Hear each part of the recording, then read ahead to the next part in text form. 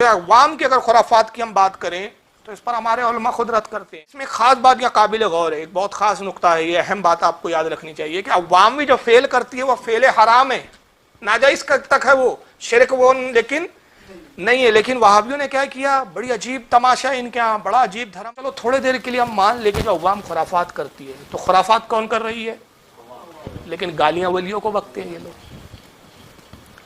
جس مولوی کو دیکھو تو کبھی غریب نواز کو گالیاں بکتا ہوا نظر آئے گا, یہ اہل حدیث مولوی, کبھی جنید بغدادی کو گالیاں بکیں گا, کبھی سرکار بابا فرید کو گالیاں بکیں گا, کبھی نظام الدین اولیاء کو گالیاں بکیں گا, کبھی داتا گنج بخش لاہوری کو گالیاں بکیں گا. تو ان جاہلوں سے پوچھو کہ بھائی قبروں پہ جو خرافات ہو رہی ہے وہ جاہل عوام کر رہی ہے نا, اس سے اس ولی کا کیا تعلق. تیسرا ان کا فریب تھا, بس اسی پہ اختتام کریں گے. اور تیسرا جو تھا, یہ سب سے زیادہ یہ فریب سے کام لیتے, عوام کی جو جہالت ہے, عوام الناس میں جو بات جہالتیں ہوتی ہیں نا, اس کو بنیاد بنا کر یہ اہل سنت کو مشرک قرار دیتے ہیں. مثلاً ہمارے کم علم عوام جو ہے قبروں پہ جا کے سجدہ کرتی ہے تو کہتے ہیں دیکھو صاحب یہ قبر پوجا ہو رہی ہے, صاحب مشرک ہو گیا. قبروں پہ چادریں چڑھاتے, کہتے دیکھیں صاحب یہ قبروں پہ چادریں چڑھاتے ہیں, کعبۃ اللہ پہ چڑھانا چاہیے, غیر اللہ کے لیے کام کر رہے ہیں, صاحب یہ مشرک ہو گئے. سجدے طواف قبر ہو رہا ہے, صاحب قبر کا کچھ لوگوں کو طواف کرتا ہوا دیکھ لیں گے, کہیں گے دیکھیں صاحب یہ شرک ہو رہا ہے. تو اس طرح کے جو اعمال ہوتے ہیں بزرگان دین کے ساتھ جو عوام الناس کرتی ہے, اس کو بنیاد بنا کر یہ علماء اہل سنت کو بھی مشرک کہتے ہیں اور سارے اہل سنت جماعت کو یہ مشرک کہتے ہیں. حالانکہ میں ایک بات واضح کر دوں, اور ہمارے جتنے بھی علماء ہیں سب جو بھی اگر غلط ہے خرافات ہے اس کا رد اپنی تقریروں میں کرتے ہیں, کتابیں بھی اس پہ لکھی گئی ہے. بالخصوص اعلیٰ حضرت کی اگر ہم بات کریں تو اعلیٰ حضرت امام احمد رضا مجدد دین و ملت امام احمد رضا محدث بریلوی رضی اللہ تعالیٰ عنہ نے ان سب چیزوں پہ ہر خرافات اور ہر بدعات پر کتابیں اور فتاوی دی ہے. میں 3 چیزیں یہاں بیان کر دیتا ہوں کہ سجدہ قبر یا پیر کا سجدہ ہو یا پیر کے قدموں میں سر رکھنا ہو, اس کے تعلق سے اعلیٰ حضرت نے ایک مستقل کتاب لکھی ہے. کتاب کا نام ہے الزبدۃ الزکیہ لتحریم سجود التحیہ. اس میں اعلیٰ حضرت نے ثابت فرمایا ہے کہ قبر کا سجدہ حرام ہے. قبر کا سجدہ شرک نہیں ہے, لیکن کیا ہے, حرام. ان بیچاروں کی پرابلم کیا ہے, ان جاہلوں کی, کہ ان کو شرک اور حرام میں تمیز نہیں ہے. وجہ کیا ہے کہ ان کے بڑے کوئی شرک جلی اور شرک خفی کا پتہ نہیں تھا. تو یہ تو چھٹپئیے لوگ ہیں بیچارے, وہ اتنا جو بڑا تھا اسماعیل دہلوی جس کو شہید بولتے ہیں, اسی کو نہیں پتا تھا شرک جلی اور شرک خفی کی جو ہے فرق, تو یہ پھر کیا بیچارے فرق کریں گے.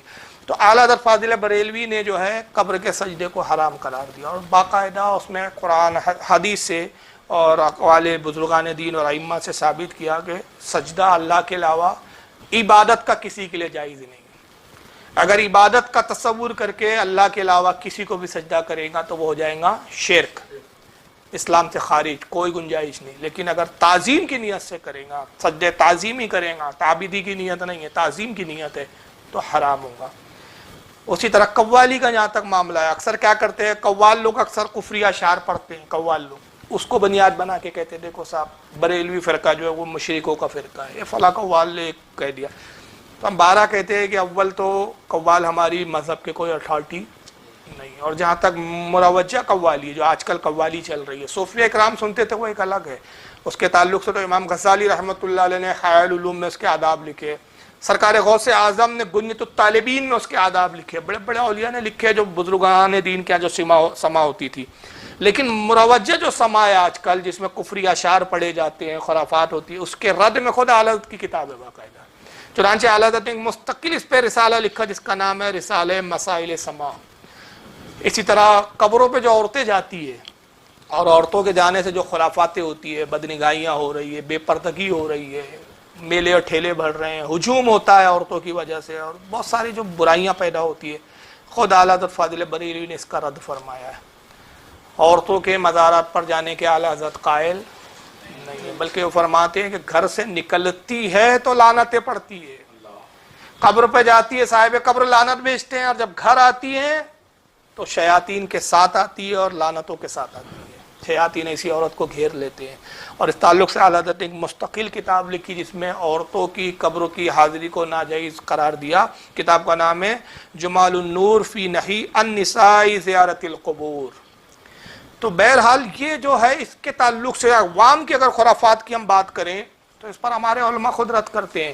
اور پھر اس میں خاص بات یا قابل غور ہے، ایک بہت خاص نقطہ ہے، یہ اہم بات آپ کو یاد رکھنی چاہیے کہ عوام بھی جو فعل کرتی ہے وہ فعل حرام ہے، ناجائز تک ہے، وہ شرک وہ لیکن نہیں ہے. لیکن وہابیوں نے کیا کیا، بڑی عجیب تماشا ان کے ہاں، بڑا عجیب دھرم بنایا، ریالوں کی خیرات اور صدقات پانے کے لیے ایسی چالاکیوں سے کام لیا کہ خود ساختہ کچھ شریعت کے پہلے اصول گڑھ لیے انہوں نے، خود اصول گڑھ لیے اپنے طبیعت سے، وہ قرآن و حدیث میں اصول نہیں ملیں گے، اور اپنے ان گڑے ہوئے اصولوں کے تحت عوام کی جہالت کے ان افعالوں کو پہلے شرک قرار دیا، اور شرک قرار دے کے پھر ان کو مشرک کہا.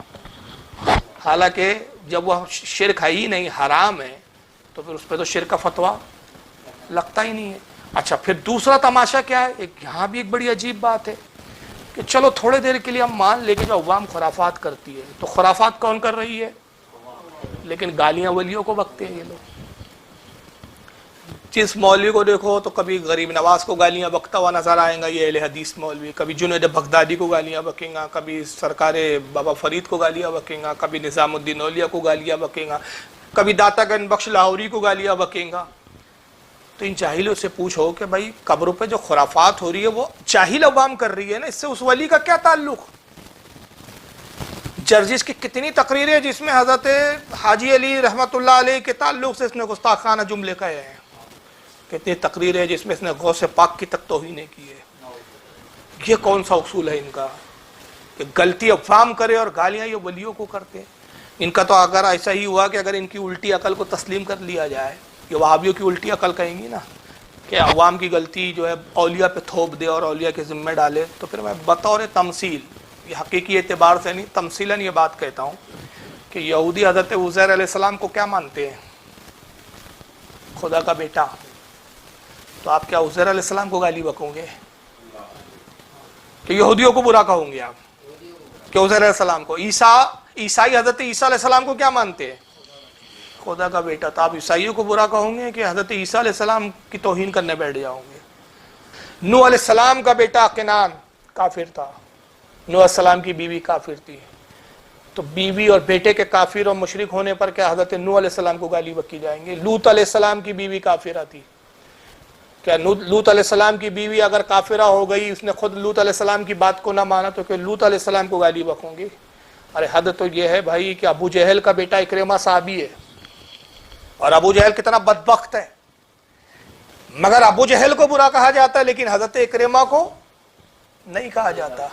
حضور کے دو چچا تحقیق کے مطابق اور علماء کے اجماع کے مطابق دو چچا جو ایمان لائے، باقی چچا ایمان ہی نہیں لائے، جس میں خاص طور سے ابو لہب جو گستاخ بھی تھا. تو حضور کے چچا اگر کافر ہو تو کیا رسول اللہ کو آپ لعن طعن کروں گے؟ تو اگر ولیوں کے ماننے والے کچھ خرافات کر لے تو کیا اس کی بنیاد پر ان ولیوں کو گالیاں بکوں گے؟ تو یہ کون سی الٹی عقل ہے وہابیوں کی؟ مگر کیا کرے گا، وہابیوں کو عقل ہوتی نہیں ہے. نتیجہ کیا ہوا؟ تو غلطیاں تو عوام نے کی، ان خبیثوں نے اولیاء کی توہین کی. معراج ربانی نعوذ باللہ خواجہ غریب نواز کو کہتا ہے ہجڑا، کہتا ہے خواجہ کا مطلب ہجڑا ہوتا ہے. وہاں ہجڑے جاتے ہیں دفلیاں بجا کے، ڈھول بجاتے ہوئے، اور جب پوچھا جاتا ہے کیوں جاتے ہو خواجہ غریب نواز کے یہاں، تو کہتے ہیں خواجہ صاحب ہماری نسل کے تھے، ہماری قوم میں سے تھے. ہے نا، خواجہ مطلب ہجڑا ہی تو ہوتا ہے نا، خواجہ مطلب ہجڑا ہی تو ہوتا ہے. اب وہ مختلف قوموں میں مختلف معنی ہیں بہرحال، لیکن ہمارے ہاں خواجہ ہجڑوں ہی کو کہا جاتا ہے. چنانچہ ہمارے یہاں جو ہیں اجمیر شریف میں جو خواجہ غریب نواز ہیں، اللہ کی قسم بتا رہا ہوں، مجھ سے تو باقاعدہ اس نے بیان دیا کہ وہ پورے ہجڑے اور ہندوستان، پاکستان، بنگلہ دیش سے ٹرینیں ان کے لیے فری ہوتی ہیں. اور یہ رجب کا مہینہ آ رہا ہے، یہ جمادی الثانی ہے نا، یہ رجب 6 رجب کو ان کا عرس شروع ہوگا، اور آج ہی سے بھیڑ شروع ہوگی، اور چاروں طرف سے وہ ڈھولے ڈپڑیاں لے کے سارے ہجڑے وہاں جمع ہوتے ہیں. اور ان سے کہا جائے تو کہتے ہیں کہ جی ہمارے ہی قوم کے لوگ تھے، ہماری ہی قوم کے حضرت تھے، ہم ہی نہیں، اگر عرس میں حاضر ہوں گے تو ہماری برادری کے لوگ ہمیں نکال دیں گے. بندہ نواز گیسو دراز جو آل رسول ہے، سید ہے، نجیب الطرفین سادات میں سے، یعنی امام حسن امام حسین دونوں کی نسل سے آپ کی شاخ ملتی ہے. حضرت بندہ نواز گیسو دراز کے بارے میں کہتا ہے یہ لونڈے باز تھا. پھر بندہ گیسو دراز کی یہ حقیقت، اور یہ شیعہ تھا پرلے درجے کا زندیق، شیعہ لونڈے باز، پرلے درجے کا زندیق، شیعہ لونڈے باز. اور جرجس کی یہ توہین اگر آپ سنیں گے تو آپ کے رونگٹے کھڑے ہو جائیں گے. وہی سیرت غوث پاک جس میں یہ واقعہ اس نے گڑھا تھا کہ اللہ تعالیٰ چھٹے آسمان سے گرا اور غوث پاک نے ہاتھ پکڑ کے بچایا، اسی میں یہ واقعہ بھی گڑتا ہے. ایک کتاب میں پاکستان گیا، پاکستان سے کتاب لے کے سیرت غوث پاک پاکستان سے چھپی ہے. ارے پڑھ کے میں دنگ رہا، بڑے پیر صاحب اپنی ماں کے پیٹ میں اور جنگل میں ان کی ماں 7 مہینے کا حمل، ابھی 2 مہینے باقی ہیں، اور ماں جنگل میں. کوئی پوچھے گا ماں جنگل میں کیوں؟ چپ. اس پوزیشن میں ڈاکٹرنی نرس یہ کہتی ہے کہ نہیں آرام کرو، لیکن وہ صاحب گئے کہاں؟ جنگل میں گئی ان کی ماں. بڑے پیر صاحب کی ماں پر کسی نے غلط نظر ڈال دی کیونکہ وہ بہت خوبصورت تھیں. بڑے پیر صاحب ماں کے پیٹ میں آگ بگولا ہو رہا ہے، کمینہ میری ماں پہ غلط نظر ڈال رہا ہے. یعنی وہ ان اندر دیکھ رہے ہیں کہ یہ بری نظر ڈال رہا ہے. اور جب وہ آیا اور ماں کے کپڑے پھاڑنے عزت لوٹنے کے لیے، اور جب وہ آیا اور ماں کے کپڑے پھاڑنے عزت لوٹنے کے لیے، تو بڑے پیر صاحب ماں کے پیٹ سے تلوار لے کے باہر نکلے. یہ کرامت ہے، کرامت. اور بڑے پیر صاحب ماں کے پیٹ سے تلوار لے کے باہر نکلے، قتل کر دیا اس آدمی کو، مار ڈالا اور پھر ماں کے پیٹ میں گھس گئی. میں یہ کتاب پڑھ رہا تھا اسی ٹاٹا ہاسپٹل میں، میرا چچیرا بھائی بیمار تھا کینسر کا. میں اس کتاب کو پڑھ کر اپنا ٹائم پاس کر رہا تھا، تو میرا دوست کہنے لگا مولوی صاحب جب وہ نکل ہی گئے تھے تو گھسنے کی ضرورت کیا تھی؟ میں نے کہا کورس پورا کرنے گئے تھے، بھی کورس کمپلیٹ نہیں ہوا. یہ کرامت بیان کرتے ہو تم. کس کے بارے میں بول رہا ہے یہ؟ غوث پاک کی ماں کے بارے میں. اب بے غیرت فرقے کو دیکھو، ان کو یہ تو دکھتا ہے کہ فاروق رضوی سخت جملے بولتا ہے، کہتے گالی بکتا ہے فاروق رضوی، لیکن ان خبیث کی اولادوں کو اپنے ملاؤں کی گستاخی نہیں دکھتی. ارے بے حیا، بے شرم، بلاتکاری تو ہے. اس لیے پھر میں کہتا ہوں کہ اگر تو واقعی سچا ہے اور حلالی ہے تو کتاب دکھا دے پھر کہ کہاں وہ معاملہ تھا کہ غوث پاک کی ماں کی عزت پر نعوذ باللہ من ذالک استغفر اللہ حملے ہوئے. اور یہی بات اگر میں ایسے بولوں تو یہ ان سارے وہابیوں کے چہرے کے جغرافیے بگڑ جاتے ہیں، اور پھر یہ کمنٹس کرتے ہیں کہ فاروق رضوی گالی دیتا ہے. اپنے ملاؤں کی نہیں دیکھتے تم بے غیرتی؟ تمہارا مولوی خواجہ کو ہجڑا بولے تو وہ گالی نہیں ہے، بندہ نواز کو لونڈے باز بولے تو وہ گالی نہیں ہے. مگر میں صرف یہ بولوں، حالانکہ میں گالی نہیں بک رہا ہوں، میرا جملہ مشروط ہے. گالی ہوتی کہ میں ڈائریکٹ کہوں تو فلاں ہے، تو فلاں ہے، تو حرامی ہے. میں یہ نہیں کہتا، میں کہتا ہوں اگر تو حلالی ہے، یہ لفظ اگر لگا کے کہتا ہوں، یہ مشروط ہے. اگر تو حلالی ہے تو مناظرہ کر، اگر تو حلالی ہے تو کتاب دکھا. تو حلالی ہو تو دکھا دے، دکھا دیں گا، حلالی ثابت ہو جائیں گا. تو نہیں دکھاتا ہے، نہیں بیٹھتا، اس لیے تو میرے نزدیک حرامی جیسا لگتا ہے. مشروط جملہ ہے میرا یہ، میں ڈائریکٹ کہاں کہہ رہا ہوں کہ تو حرامی ہے. لیکن اگر میں یہ واقعہ یوں بیان کروں تو سارے اہل حدیثوں کے جغرافیے بگڑ جائیں گے. میں کہوں کہ جرجس کی ماں جنگل جا رہی تھی، کھیت میں جا رہی تھی، جرجس کی ماں خوبصورت ہے، کچھ لوگوں نے اس کی عزت پر حملہ کیا اور اس کی عزت لوٹ لی. اور جاؤ فلاں کتاب میں دیکھ لو صفحہ نمبر فلاں. سارے وہاں بھی مجھے فون کر کے پریشان کر دیں گے، فاروق رضوی آپ نے ہمارے مولوی کی ماں پہ آپ نے جو ہے تہمت لگائی ہے، کتاب دکھاؤ کہاں لکھا ہے، حوالہ دو، ثبوت دو. مگر بے غیر تو کیسے اپنے آپ کو تم اہل حدیث کہتے ہو، اور تم کہتے ہو کہ ہم بغیر دلیل کے کوئی بات مانتے نہیں. اپنے ملا کی یہ بغیر دلیل کی، بغیر کتاب دیکھے ایک جھوٹی بات کو تم نے ہضم کر لیا، تسلیم کر لیا، اور تمہیں اتنی توفیق نہیں ہوتی کہ تم اپنے اس مولوی کا گریبان پکڑ کے پوچھو کہاں لکھا ہے، دکھا، اور دکھاتا کیوں نہیں ہے کر کے. اصل میں معاملہ کیا ہے بتاؤں میں آپ کو. آئیے ایک حدیث بس اس پر اختتام، یا آخری حدیث میں آپ کے سامنے پیش کر رہا ہوں. کافی لمبا بیان ہو گیا، چاہ تو رہا تھا کہ مختصر ہو، لیکن کیا کریں، بات جب نکلتی ہے تو نکلتے جاتی ہے. جامع ترمذی ہے اس وقت میرے ہاتھ میں، یہ بھی اللہ کے نبی نے بتا دیا تھا. اس لیے ہم کہتے ہیں ہمارا نبی غیب دا ہے، غیب کی خبروں کو جانتا ہے. اور وہاں بھی اس لیے غیب کا نبی کا انکار کرتا ہے، اس کو معلوم ہے کہ جب جب غیب کی حدیثیں آئیں گی ہماری پول پٹیاں کھلتے ہوئے نظر آئیں گی.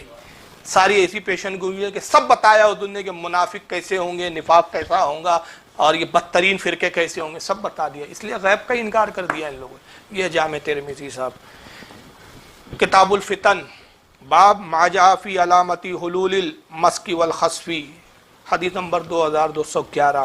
اللہ کے نبی صلی اللہ علیہ وسلم کی حدیث، آقا قیامت کی نشانیاں بتا رہے ہیں کہ قیامت کے قریب یہ ہوں گے، یہ واقعات ہوں گے، یہ واقعات ہوں گے، پیشن گوئیاں کر رہے ہیں۔ اس میں یہ کہتے ہیں وَلَانَ آخِرُ هَذِهِ الْأُمَّةِ أَوَّلَهَا فَلْيَرْتَقِبُوا عِنْدَ ذَلِكَ رِيحًا حَمْرَاءَ وَزَلْزَلَةً وَخَسْفًا وَمَسْخًا وَقَذْفًا۔ آقا فرماتے ہیں قیامت کی نشانیوں میں یہ بھی ہے کہ اس امت کے آخری زمانے کے لوگ پہلے کے بزرگوں کو لعن طعن کریں گے، پہلے کے بزرگوں پہ لعنتیں بھیجیں گے، ان کو برا بھلا کہیں گے۔ یہ قیامت کی کیا ہے؟ نشانیوں میں سے ہے۔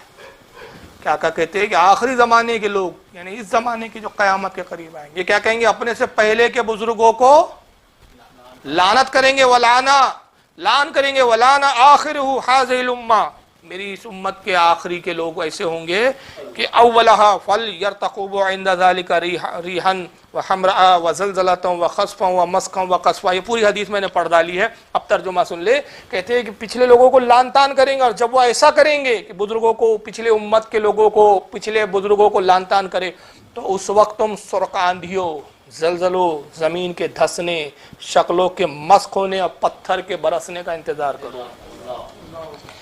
آج اگر یہ عذابات آ رہے ہیں تو ان وہابی بدعقیدوں کی وجہ سے آ رہے ہیں کہ جیسے جیسے یہ فرقہ بڑھ رہا ہے بزرگوں کی توہینیں بڑھتے جا رہی ہے۔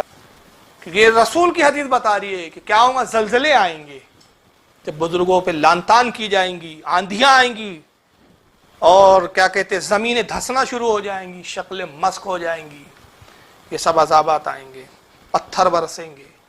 تو یہ عذابات تو ہے نا، یہ کیا ہے؟ یہ سب بزرگوں پہ تم لعن طعن کر رہے ہو، اللہ کا غضب نازل ہوتا ہے۔ تو یہ آقا کی واضح حدیث ہے۔ آج دیکھ لیجئے بزرگوں کا احترام کون کرتا ہے اور بزرگوں کی توہین کون کرتا ہے۔ یہ حدیث مشکات شریف میں کتاب الفتن میں بھی آئی ہے، حدیث نمبر 5450 کے تحت۔ اور آخری حدیث پہ رخصت ہو رہا ہوں میں، بس یہیں اختتام کرتا ہوں۔ صحیح بخاری کتاب الرقاق باب التواضع حدیث نمبر 6502۔ یہ ان لوگوں کا انجام ہے کہ جو اولیاء کو گالیاں بک رہے ہیں، اولیاء سے عقیدت کو جنہوں نے شرک کا نام دے رکھا ہے، اولیاء سے محبت کو جنہوں نے جو ہے بدعت کا نام دے رکھا ہے، یہ ان کے لیے ہے۔ عن ابی ہریرہ قال قال رسول اللہ صلی اللہ علیہ وسلم ان اللہ قال من عدا لی ولیا۔ اللہ حضرت ابو ہریرہ رضی اللہ تعالیٰ عنہ سے روایت ہے، وہ کہتے ہیں کہ اللہ کے رسول صلی اللہ تعالی وسلم نے ارشاد فرمایا کہ بے شک اللہ تعالیٰ ارشاد فرماتا ہے، یہ حدیث قدسی ہے، اللہ فرماتا ہے جس نے میرے ولی سے دشمنی کی، من عدالی ولیہ، جس نے میرے ولی سے دشمنی لی، فقد آذنتہ بالحرب، تو تحقیق کہ اس سے میں اعلان جنگ کرتا ہوں۔ اب بتائیے اعلان جنگ اللہ سے ہوں گا تو کیا ہوں گا؟ عذاب نہیں آئیں گے پھر؟ اور ولیوں کی توہین ہو رہی ہے کہ غریب نواز کو ہجڑا بولا جائے، معاذ اللہ، یہ توہین نہیں ہے؟ نعوذ باللہ من ذالک داتا گن بخش لاہوری کی توہین کی جائے، بندہ نواز گیسو دراز کو لونڈے بات بولا جائے گا، ولیوں کی توہین نہیں ہے؟ کرنے والا ایک ہے لیکن حامیہ ملانے والے تو لاکھوں ہیں نا۔ تو گناہ کی تائید کرنا بھی تو گناہ ہوتا ہے نا، گناہ کرنے والا بھی اتنا ہی گناہ گار ہوتا ہے جو گناہ کی تائید کرے۔ ایک چور جتنا چوری کرنے میں گناہ گار ہوتا ہے، اس چور کا سپورٹ کرنے والے بھی اتنے ہی بڑے مجرم ہوتے ہیں۔ یہ توہین نہیں ہے۔ غوث پاک کی ماں کے تعلق سے جھوٹے قصے سنا کر مذاق بنایا جائے، کیا یہ بزرگوں کی توہین نہیں ہے؟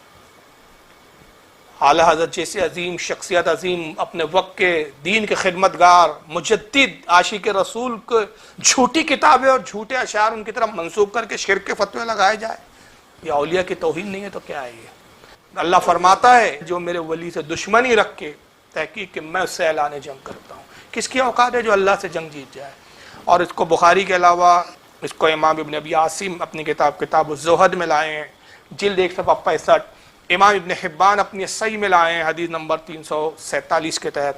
امام طبرانی معجم الکبیر میں لائے ہیں حدیث نمبر 7880 کے تحت۔ امام بہقی اس کو سنن القبرہ میں لائے ہیں حدیث نمبر 20980 کے تحت۔ امام ابن جوزی اس کو لائے ہیں صفت الصفوہ جلد 1 صفحہ 39 کے تحت۔ امام حیثمی لائے ہیں اس کو اپنی کتاب مجمع الزوائد حدیث نمبر 17950 کے تحت۔ اس کو امام قرطبی اپنی تفسیر قرآن عظیم الجامع احکام القرآن جلد 7 صفحہ 411 سورہ مائدہ آیت نمبر 27 کے تحت اس حدیث کو نقل کیا، اور بھی محدثین نے نقل کیا ہے۔